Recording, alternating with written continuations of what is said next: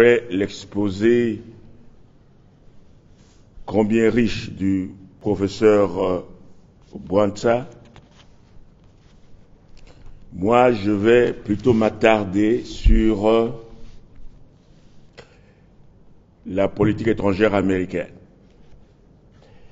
C'est ainsi que j'ai intitulé ma communication « La politique étrangère américaine et la balkanisation du Congo.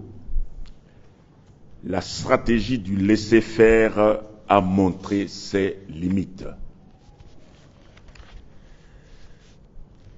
La balkanisation utilisée comme résolution des conflits en politique internationale n'est pas un fait nouveau.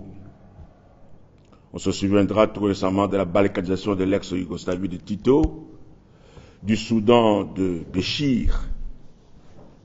Toutefois, le conflit qui a poussé la communauté internationale à concevoir la balkanisation du Congo n'est pas un conflit interne comme ce fut le cas en Yougoslavie et au Soudan.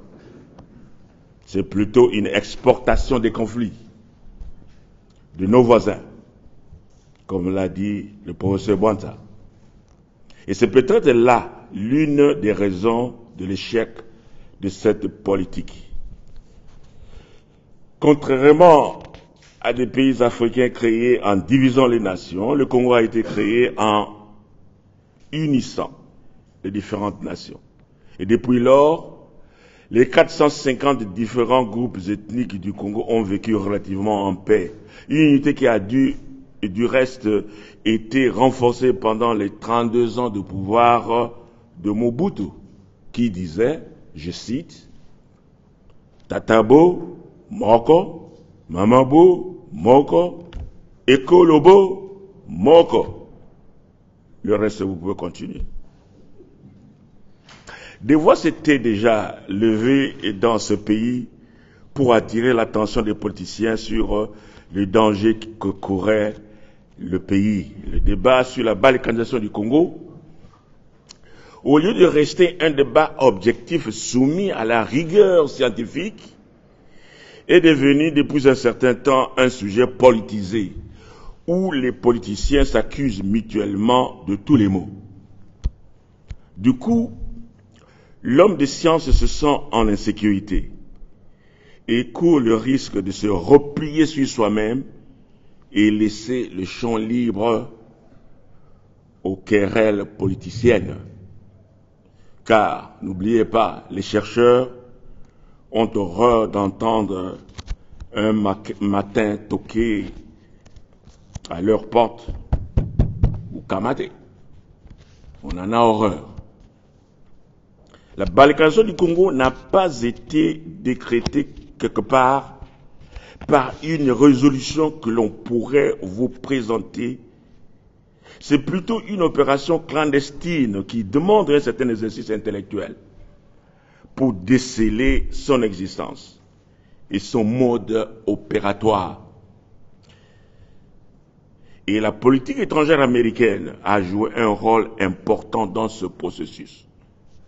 Je vous invite maintenant donc à cet exercice intellectuel et qui va enlever les doutes que certaines personnes émettent sur le danger de la balkanisation de notre pays. Ma démarche sera divisée en 4 étapes. D'abord, je ferai une brève analyse des objectifs et les instruments utilisés dans la politique étrangère américaine.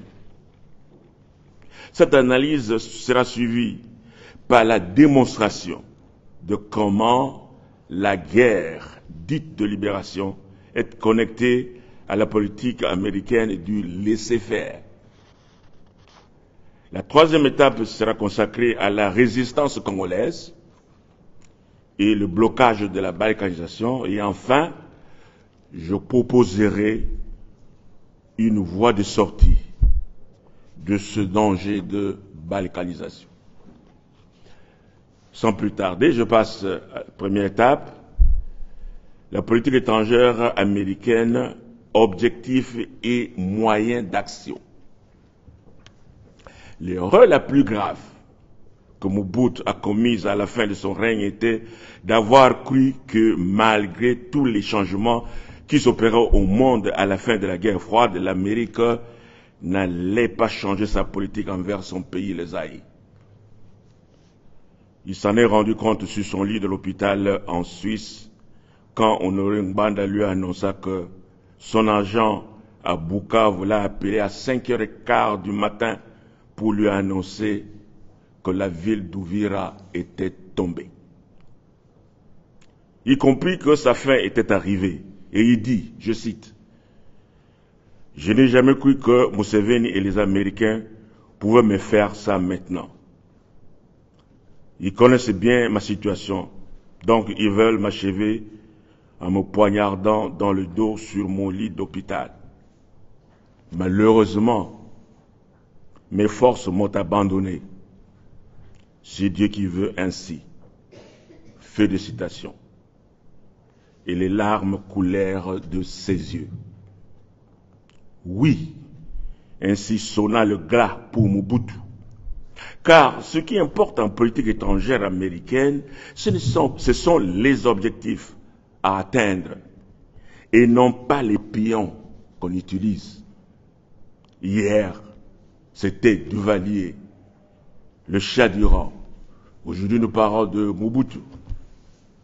Demain, d'autres tomberont. Les objectifs de la politique étrangère américaine à RDC restent inchangés depuis très longtemps. Ce qui change, selon l'occupant de la Maison-Blanche, ce sont les moyens et les instruments utilisés en vue d'atteindre ces objectifs. C'est en 1992 que l'ambassadeur des États-Unis à Kinshasa lança cette phrase significative. Je cite, « Washington ne veut plus de Mobutu. Le temps est venu de changer d'allié car il n'est plus crédible. » Félicitations. D'une manière générale, on distingue 4 traditions en politique étrangère américaine. Et il y a les libéraux traditionnels, les conservateurs traditionnels, les néolibéraux et les néoconservateurs. 2 administrations nous intéressent dans notre discussion de ce jour. Notamment l'administration Clinton, qui a fait tomber Mobutu, et l'administration Trump, qui peut constituer, à mon sens, actuellement le salut pour le Congo. L'administration Clinton est à classer parmi les néolibéraux. La tradition néolibérale a comme préoccupation le rôle américain dans l'économie globale et la société globale. Pour eux, le rôle de leader dans le monde, dans le grand projet de mondialisation, doit revenir aux États-Unis d'Amérique. L'objectif à atteindre est l'instauration d'un ordre global caractérisé par les démocraties libérales, le marché libre, les sociétés ouvertes et une paix démocratique. Par contre, l'administration Trump peut être classée parmi les conservateurs traditionnels. Pour eux, la protection et la promotion de la sécurité nationale devait être l'objectif principal de la politique étrangère américaine, c'est-à-dire la protection et la promotion des intérêts américains d'abord. C'est ainsi qu'il faut comprendre le slogan « America First » du président Trump. Les interventions extérieures, que ce soit militaires ou financières, qui sont loin des intérêts vitaux américains et qui pourraient épuiser la force de l'Amérique, ne sont pas les bienvenus. Vous comprendrez aisément le retrait de l'Amérique de l'UNESCO, de la Commission des droits de l'homme, de la COP 21 et tout récemment de l'OMS. La liste pourra encore continuer si Trump reste au pouvoir en Amérique. Donc, issus des traditions différentes, les 2 administrations, à savoir l'administration Clinton et l'administration Trump, n'utilisent pas les mêmes moyens pour faire avancer les intérêts américains à travers le monde. C'est donc poussé par les objectifs de leur politique étrangère que l'administration Clinton a décidé d'utiliser les voisins du Congo, spécialement le Rwanda, l'Ouganda et le Burundi, pour changer le pouvoir à Kinshasa dans les années 90 et accéder aux matières stratégiques congolaises. La guerre en soi n'était pas un objectif de la politique de Clinton, mais plutôt un moyen en vue d'atteindre ces objectifs. Ceci me permet d'examiner la relation entre la guerre que nous avons à l'Est et la politique américaine. Je passe donc à la deuxième étape, qui est la guerre dite de libération et la politique américaine du laisser-faire. La guerre qui a commencé en 1996 à l'est du pays est appelée guerre de libération. Mais c'est cette guerre qui est à l'origine de beaucoup de malheurs au Congo.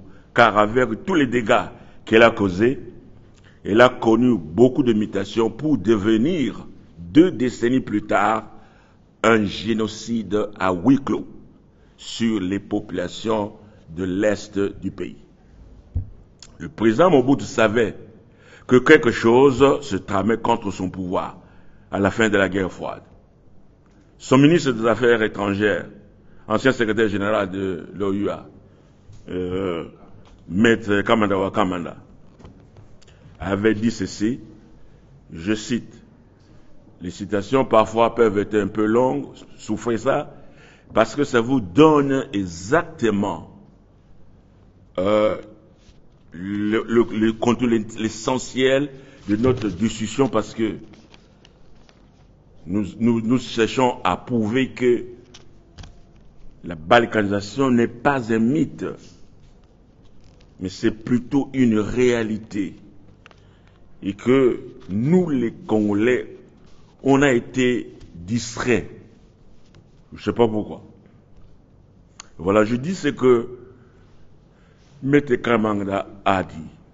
L'exode des réfugiés rwandais au Zaïre est à considérer comme la tête d'un iceberg, car cette situation n'était pas accidentelle, mais plutôt quelque chose de bien programmé dont seul le Zaïre semblait ignorer les tenants et les aboutissants. Un puissant lobby anglo-saxon travaille sur ce dossier depuis des années avec des solides ramifications au bureau du secrétaire général de l'ONU, dans les structures même de l'ONU, en Allemagne, au Congrès américain, en Grande-Bretagne, au bureau de l'OUA. Le secrétaire général de l'OUA avait déjà initié un dossier fort avancé sur les causes profondes de l'instabilité des populations dans la région de Grand Lac. La solution de cette situation consiste à appliquer sur terrain une étude développée par le professeur Kenya du nom de Mazrui, il enseigne aux États-Unis, et qui consiste à revoir les tracés des frontières des États sur base des affinités ethniques pour aboutir à l'émergence de l'empire Ima à l'est du continent africain. Le secrétaire général de l'ONU le sait et soutient même le plan, puisqu'il détient un exemplaire du rapport du professeur Mazrui. Je conférerai ensuite avec le secrétaire d'État américain aux affaires africaines. Il me dira, pour le moment, on maintient la position du Zaïre, mais à long terme, le Zaïre, les Zaïrois, doivent arriver à absorber ces populations parce que le problème peut revenir. Fin de citation. Et alors, à la conférence nationale souveraine en 1995, le parlementaire Van Mambouine, bon, tous les deux ne sont plus avec nous, a abondé dans le même sens pour dénoncer le complot contre le Zaïre. En ces termes, je cite encore, le Zaïre est occupé par les Rwandais. Un complot est ourdi contre le chef de l'État zaïrois.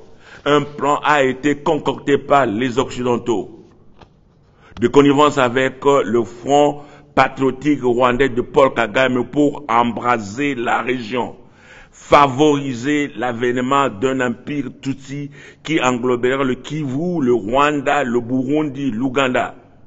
La présence commanditée de Barthélemy Bisengimana à côté du président Mobutu n'a été qu'une étape. Ce que nous vivons aujourd'hui, c'est-à-dire en 1995, s'inscrit dans la logique même de la réalisation du plan arrêté. L'OUA voudrait subtilement amener le Zaïre à céder une partie de son territoire aux Rwandais. Mais le peuple zaïrois sera mobilisé pour une légitime défense vis-à-vis des ambitions démesurées de ses voisins. En attendant, tous les réfugiés rwandais doivent quitter le Zaïre sans condition et le gouvernement devra s'y employer s'il veut se maintenir au pouvoir. Je détiens des documents compromettants. Fin de citation. C'est ce complot qui explique pourquoi Paul Kagame avait refusé plusieurs fois les efforts de Mobutu pour un retour contrôlé des ex-phares qui se trouvaient dans les camps de réfugiés dans l'est du Congo après le génocide rwandais. En effet, pour mettre fin aux accusations que le Zaïre hébergeait les génocidaires qui cherchaient à renverser le pouvoir à Kigali en vue de parachever leur génocide, Mobutu avait proposé au président rwandais de ce temps là-bas, c'était Bizimungu, de créer une zone franche pour accueillir les réfugiés qui sera ensuite contrôlée par la communauté internationale pour favoriser le retour volontaire au Rwanda de ces réfugiés. Ceux qui refuseraient de rentrer, le Zaïre s'engagerait à les éloigner de la frontière ou leur demander de quitter le territoire congolais. Kagame rejeta la proposition, alors que son président, Bizimungu, en ce temps là-bas, était d'accord avec Mobutu.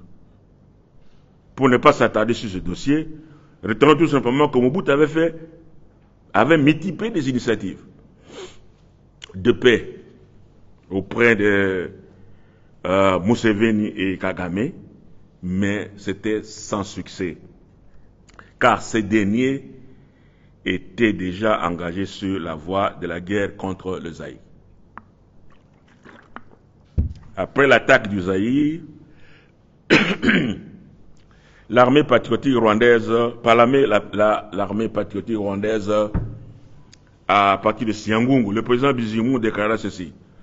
Je cite, le Rwanda allait remettre en question le traité de Berlin II. Fin de citation.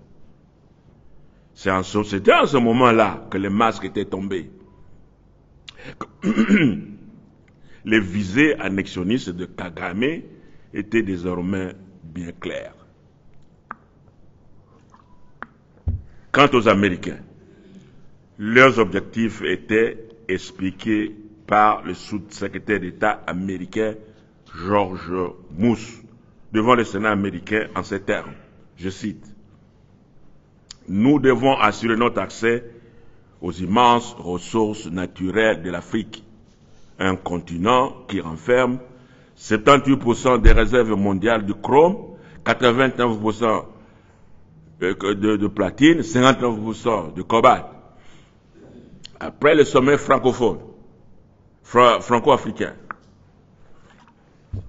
de Dakar, en mai 1995, le secrétaire au commerce, Feu Ron Brown, il est mort à un accident quelque part là-bas, a lancé ceci. Les Américains vont tenir la dragée haute aux partenaires traditionnels de l'Afrique, à commencer par la France. Nous ne laisserons plus l'Afrique aux Européens. Et en octobre, lors de sa tournée africaine, le secrétaire d'État américain, Warren Christopher, a renchéré en proclamant que le temps est fini où les puissances extérieures pouvaient considérer les groupes entiers des pays comme leur domaine réservé. Aujourd'hui, l'Afrique a besoin du soutien de tous ses amis et pas du patronage exclusif de quelques-uns. Fin de citation.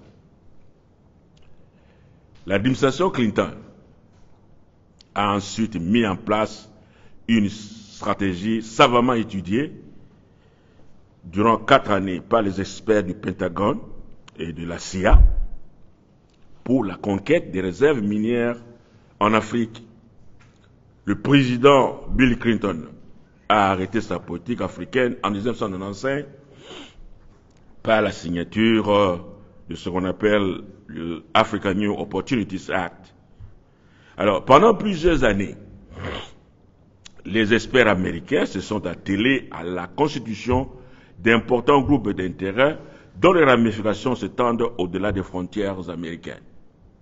Et il dit ceci: des écoutes pratiquées par les Français ont aussi permis de localiser des radars mobiles de la dernière génération, capables de diriger des avions et une défense antiaérienne, et un système de transmission rwandaise relié à des formations engagées dans l'ex-Zaïre. La DGSC, ça c'est le service de renseignement français, fait part de son interrogation sur l'origine des mitraillages aériens opérés de nuit contre les camps de réfugiés, à l'est évidemment pas de l'est de la RDC.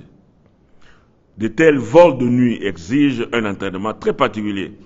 Cela pose de graves questions, estime la DGSC, quand on sait que parmi les avions américains déployés figurait au moins un C-130 gunship des forces spéciales véritables, canonnières volantes, blindées et armées d'un canon de 105 mm, de roquettes et de mitrailleuses pouvant même larguer des mines. Fin de citation. L'origine de ces armes sophistiquées dans la guerre ici, de 1996, était déjà fait remarquer par Honoré Ngbanda, qui avait dit que il avait un dossier sur le transfert de l'arsenal de la marine américaine qui avait servi en Somalie. Vous vous rappelez que la guerre de Somalie, c'était un fiasco pour l'Amérique, et tout l'arsenal militaire que l'Amérique avait envoyé en Somalie s'était retrouvé en Ouganda. Et lui, il avait vu ça déjà stocké en Ouganda dans les bases et au bord du lac Victoria. Alors, je vais maintenant à un document plus détaillé qui a été publié par un groupe de chercheurs. Il y a aussi des Congolais dedans, sur la participation de l'Amérique à cette guerre. C'est le groupe Craig qui identifie la guerre de 1996, c'est-à-dire la guerre de libération, comme opération. Le titre c'est No Paper Zaire. No Paper Zaire. C'est ça l'opération américaine. Quand on dit No Paper Zaire, ça dit que le Zaïre c'est zéro, il n'y a rien. L'absence de l'État, ça n'existe pas. No Paper Zaire.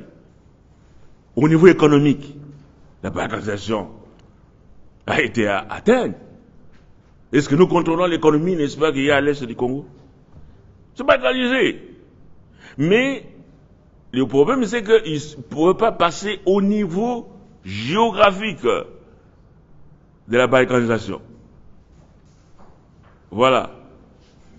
C'est ici qu'il faut situer la persistance de l'instabilité dans l'est du Congo, à travers la politique du laisser-faire américain.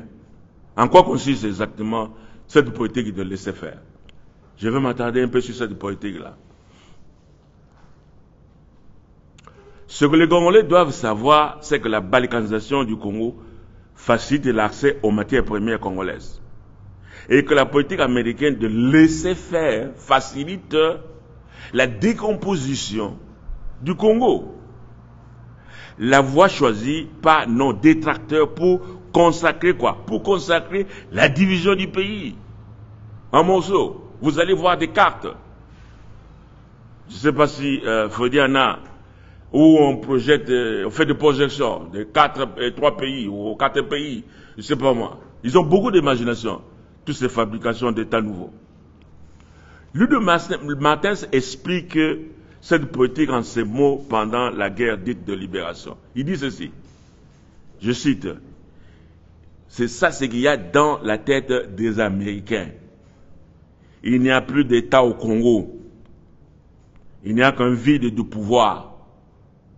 C'est normal que le Rwanda et le Ouganda y interviennent militairement. Quand l'État n'existe plus, les principes de l'indépendance et de la souveraineté ne s'appliquent plus. C'est ainsi qu'eux raisonnaient. Laurent Désiré Kabila doit discuter avec toutes les oppositions pour remettre l'État sur pied, ou alors pour décider de la division du pays. Les États-Unis pourraient intervenir militairement pour retracer les frontières de l'Afrique et créer de nouvelles entités politiques, mais ce serait très coûteux. Il vaut mieux laisser les guerres civiles africaines se développer et permettre que le Rwanda et l'Ouganda interviennent militairement au Congo. Ainsi, les Africains eux-mêmes diviseront le Congo et l'Afrique centrale atteindra une nouvelle stabilité. Fin de citation. C'est ça ce qui se passait en Amérique.